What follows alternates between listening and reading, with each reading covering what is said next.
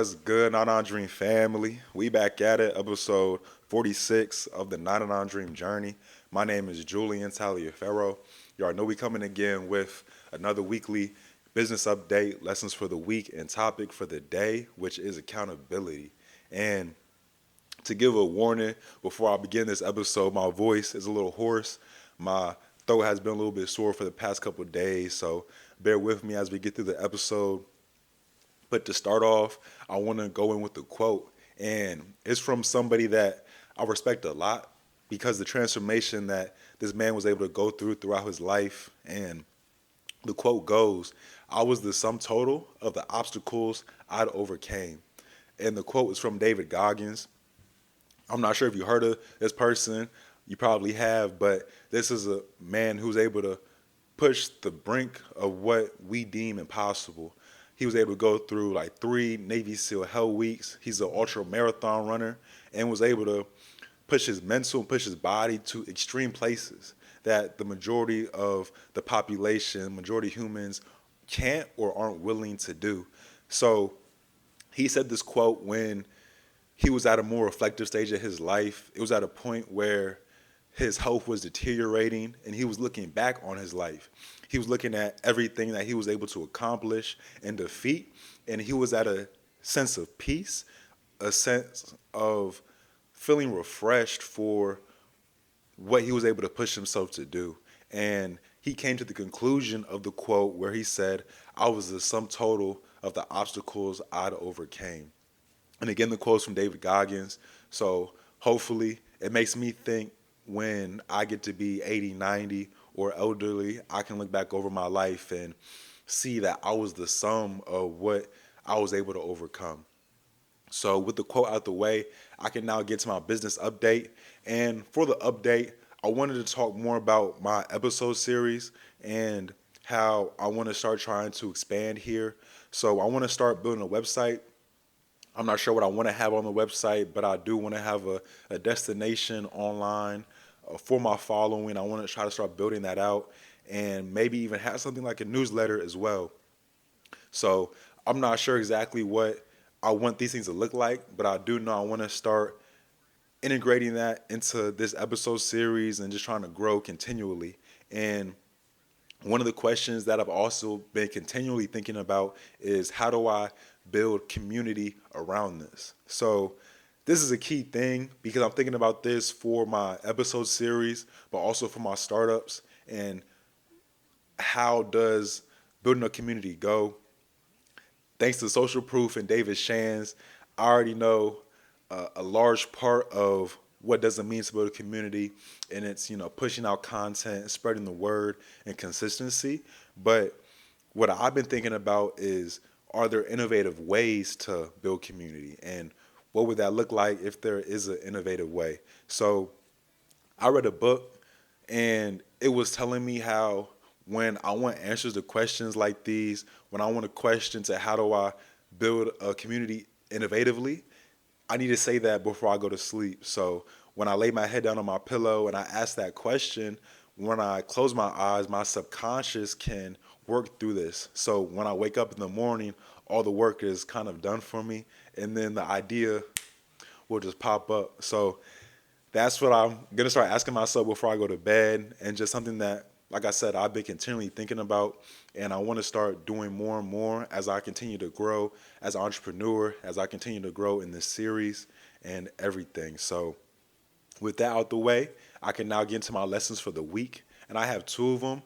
So I'm not going to give explanation for these two lessons because I feel that they can stand alone, and it's enough just to hear them. So my two lessons are: one, don't be afraid to manifest, and two, be comfortable being yourself.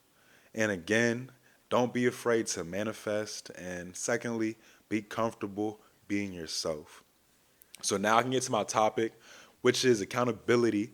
And this is a topic because this past week it was one of those weeks. It wasn't a horrible week, but it wasn't a good week either. It was more so, if I'm being honest, teetering to the bad side as I was just moving through the motions and not productive in the way that I wanted to be. And boiling it down, I didn't have accountability over my actions this week. So it had me thinking about how can I put accountability measures in place. And one of them is already existing. It's this episode series, me having to come and face this camera every week with something. And it truly does pain me when I don't have something substantial to update each and every week. So that is one measure that I have in place, but I still feel like I need more. And when I was making this topic, I wanted to look up the definition of accountability. And the definition is the fact or condition of being accountable. And accountable is a person required or expected to justify actions or decisions. So ultimately, I know I'm the person who's going to have to justify my actions, justify my decisions, and I'm the only one who can hold myself accountable. But honestly, it sometimes seems easier to let myself down than to let others down. So I wanted to think about this and say, why is the case? Why is it easier sometimes to let yourself down than others? And I remember thinking back to a social proof episode that I watched some months ago, and they were saying that because we make so many promises to ourselves and then we break them, we end up becoming liars to ourselves. When we tell ourselves that we're going to do something and we don't do it, or we tell ourselves we're going to not do something and we do it, and we continually and habitually do this, it builds a sort of I can't think of the word, but it builds a sense of repetitiveness that is continual and it's hard to break out of it. So I think to break out of this, the first step is to just admit that this is the case and admit that you have to accept that this like does happen. But then what do you do after that? And in my mind, I want to hold myself accountable 24/7, but what does that necessarily look like? And I even have another reason why it's kind of hard sometimes to hold myself accountable, because I can, let's say, go hard for 2, 3 weeks, hold myself accountable for 2, 3 weeks. But at the end of that, in my mind, I feel like I deserve a break or a reward. And then that goes to the question of, do I deserve a break? And I may. The key word is deserve, right?